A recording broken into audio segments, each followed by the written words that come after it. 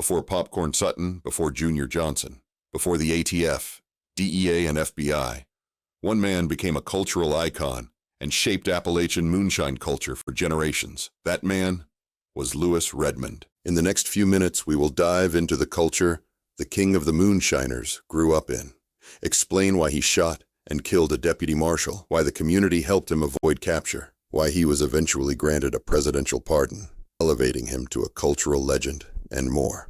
Here's the fascinating story of Lewis Redmond. In the years after the Civil War, the southern Appalachian region stood apart, geographically, culturally, and economically.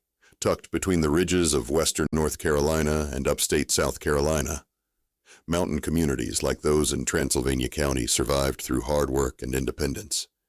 Cash was scarce, roads were few, and farming alone wasn't enough to feed a family year-round.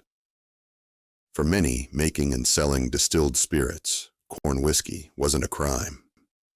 It was commerce. The process was passed down like any other trade, from father to son, neighbor to neighbor. It didn't require land titles or bank accounts, just a copper still, some mash, and cold mountain water. But to the federal government, homemade whiskey was untaxed revenue. Starting with the Revenue Act of 1862, Congress imposed a tax on all distilled spirits, originally to fund the Union War effort, and later to support Reconstruction. Once the war ended, federal agents, known as revenue officers or revenuers, were sent into the mountains to enforce the tax laws. These agents had the authority to destroy stills, seize property, and arrest violators, often with little warning or sympathy. To the people who lived in the coves and hollers, they weren't officers of the law. They were intruders, representatives of a government that had already failed them during the war, and now wanted to take the only income many families had left. By the 1870s, moonshining had become more than a trade. It was a quiet form of defiance, a way of saying, we take care of our own. In this environment, a young man like Lewis Redmond wasn't just learning how to make whiskey. He was learning how to survive in a world where doing so meant staying one step ahead of the law. And a little later on, we'll see what happens when he doesn't. Lewis Richard Redmond was born on April 5th, 1854, in the Maple Springs area of what is now Swain County, North Carolina. Not long after, his family moved to the Middle Fork region of Transylvania County, a rugged pocket of the Blue Ridge where isolation wasn't a disadvantage. It was a way of life. Redmond came of age during Reconstruction, a time when the South was reeling from war, and the federal government was asserting itself more forcefully in every aspect of life, including taxing spirits. In these mountains, that meant the government was cracking down on corn whiskey. By his early 20s, Redmond had become deeply involved in the illegal distillation trade. He reportedly learned the craft under the guidance of seasoned moonshiners like Wash Galloway and even his own father, who were part of a long-standing community of distillers in western North Carolina. Moonshining was widespread, especially in areas like East Fork and Middle Fork in Transylvania County. Redmond, like many others, distilled whiskey in the backwoods and transported it down mountain paths to sell or trade. According to later accounts, he worked closely with a man named James Brackett, and together they ran whiskey in wagons, always under the threat of federal agents.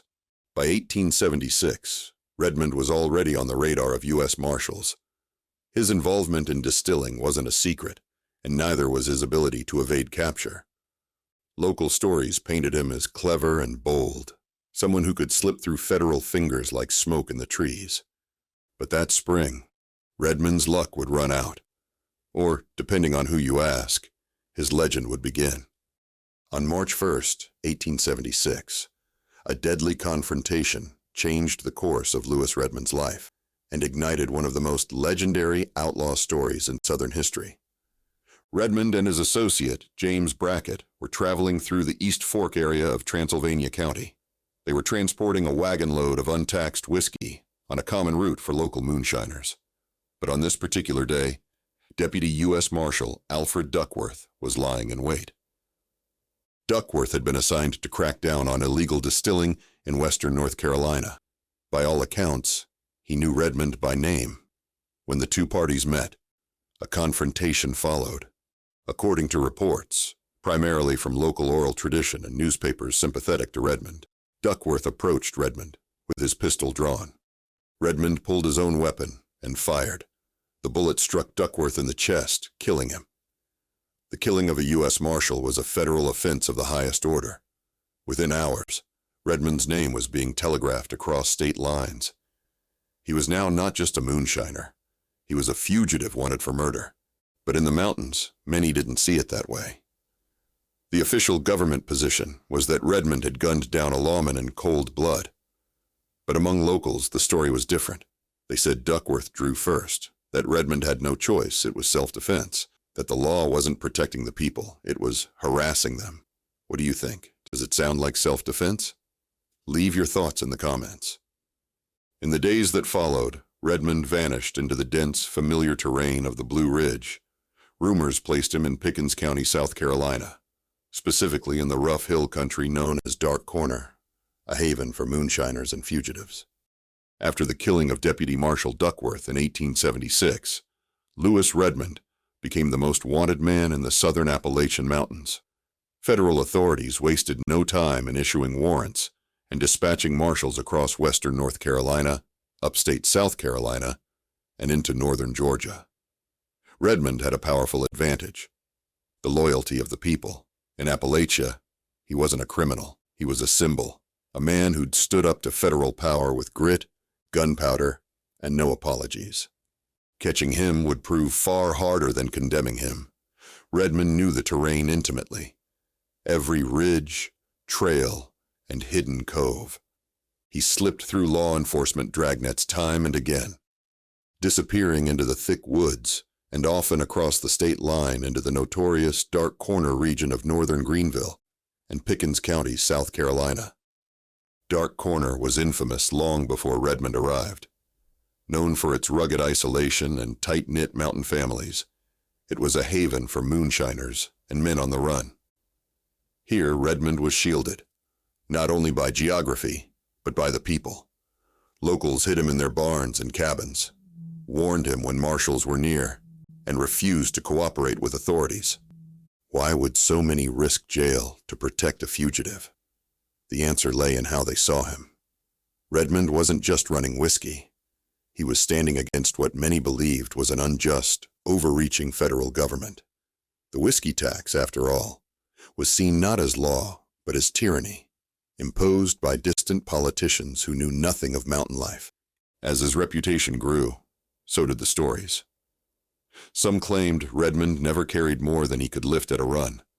Others said he'd walked into towns in broad daylight, daring arrest, and walked out untouched. A few even claimed he had supernatural luck, able to vanish like smoke. To the federal government, he was a murderer and a tax dodger. But to many in Appalachia, Lewis Redmond had become something more, a living folk hero. Not unlike Jesse James or Robin Hood, he came to represent the spirit of a people who believed in living free, helping neighbors, and resisting outside control.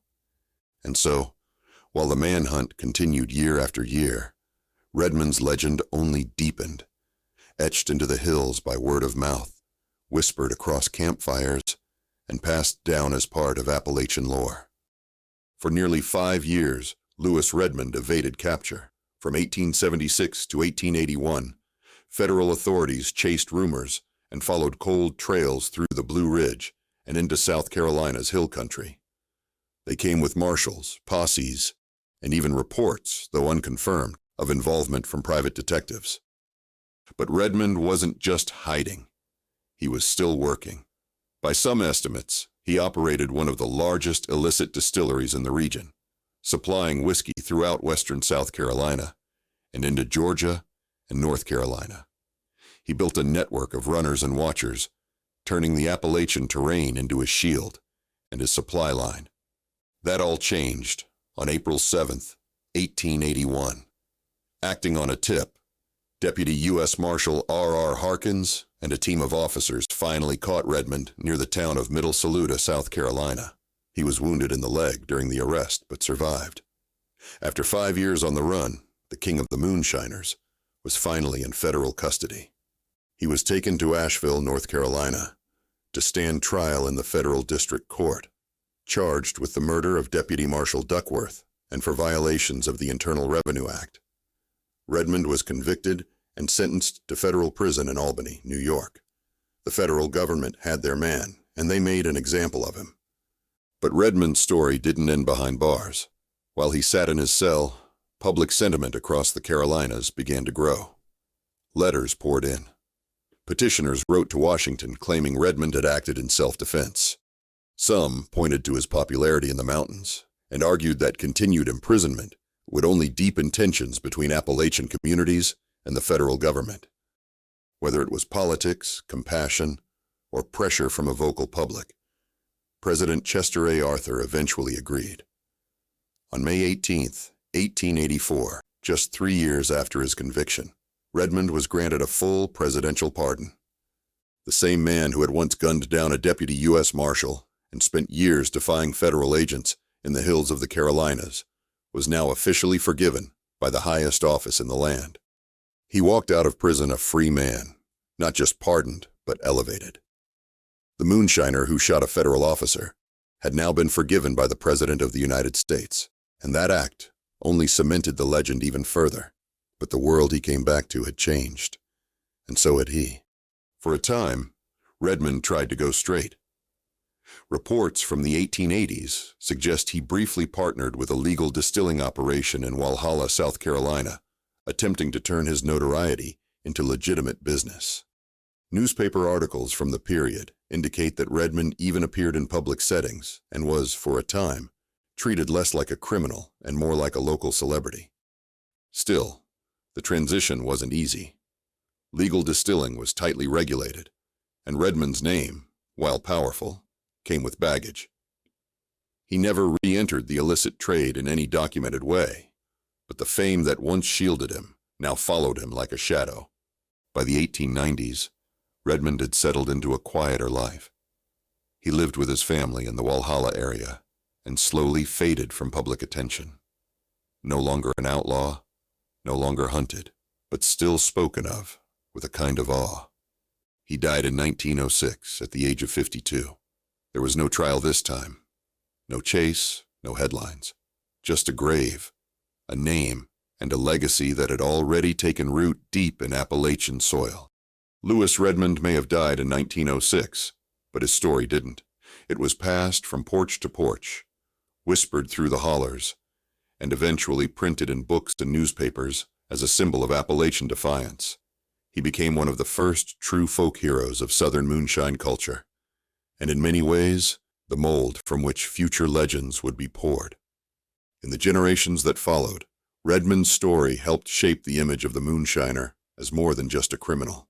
He became the prototype for the independent, self-reliant mountain man, someone who resisted federal authority, lived by his own code, and kept alive a distinctly Appalachian way of life. By the 20th century, that image had grown even larger, thanks to men like Junior Johnson, the North Carolina bootlegger turned NASCAR legend. Johnson, like Redmond before him, gained national fame for outrunning the law. Only this time, it was behind the wheel of a souped-up car loaded with illegal liquor. In 1956, Johnson was arrested for operating a still, but later pardoned by President Ronald Reagan. Then came Popcorn Sutton, the wild-eyed, long-bearded distiller from Maggie Valley, North Carolina. Sutton became the face of modern Appalachian moonshining through documentaries, self-published memoirs, and viral videos. His style was cruder, his language rougher, but his attitude echoed Redmond's almost perfectly. Popcorn sold his liquor out of mason jars and claimed he was simply doing what his daddy and granddaddy did before him. When federal agents came for him in 2009, he faced 18 months in federal prison. He chose instead to end his life on his own terms. Another act of defiance, and one that only added to his myth. The legacy Redmond left behind wasn't just about whiskey, it was about resistance, about mountain people choosing self-rule over federal control, and about storytelling itself. How a man becomes more than flesh and bone when his story is passed down for 100 years. Today, Redmond's name may not be as widely known as Sutton's or Johnson's, but make no mistake, without Lewis Redmond, there's no popcorn, there's no Junior, there's no outlaw moonshine mythos at all. He was the first to wear the crown, the original king of the moonshiners. And in Appalachian culture, that title still means something. Lewis Redmond's story is an example of how even back in the late 1800s, laws existed not to keep people safe, but to fund an ever-expanding government and control the people. It's estimated that the average person unknowingly breaks at least 3 federal criminal laws every day, and that's not including misdemeanors or civil violations. That should horrify everyone. I know it horrifies me. If you learned something new or got some value out of Lewis Redmond's story, we would really appreciate you liking, commenting, subscribing, and helping our channel and community grow. Thanks for watching.